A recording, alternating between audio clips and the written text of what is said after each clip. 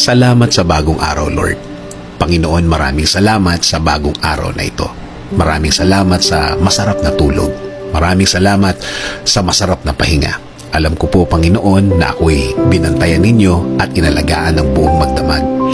Haharapin ko po, Lord, ang araw na ito na puno ng pag-asa sa aking puso't isipan, sa aking buong pagkatao, sa aking buong araw ngayon.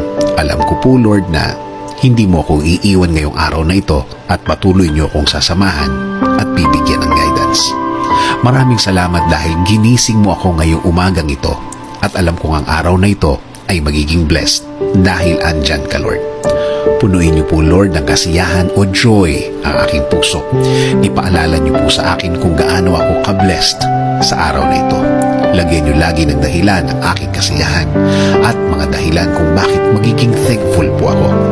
Kapag pumasok na po ang problema sa aking araw ngayon, i-remind niyo po ako ng inyong pagmamahal, ng inyong presensya, ng inyong kabaitan, ng inyong pag-aalaga, na kayo po ay laging andyan para ako'y alalayan.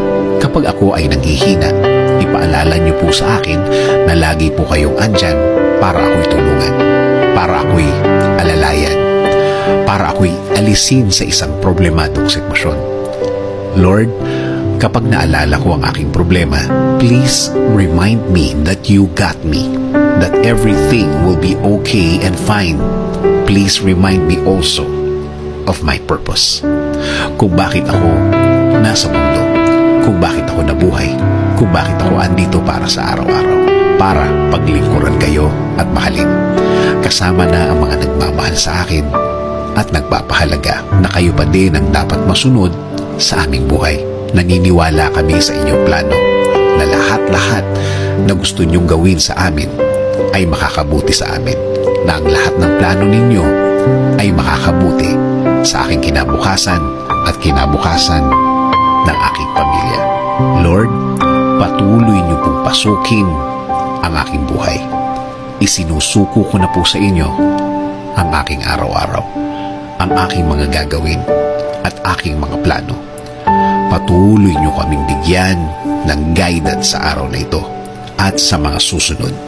Alam ko po, Lord, na ang araw na ito ay mas mabuti, mas maganda, mas produktibo kesa kahapon. Dahil ang lahat ay magbabago kapag kasama ka namin, Lord. In Jesus' name we pray. Amen.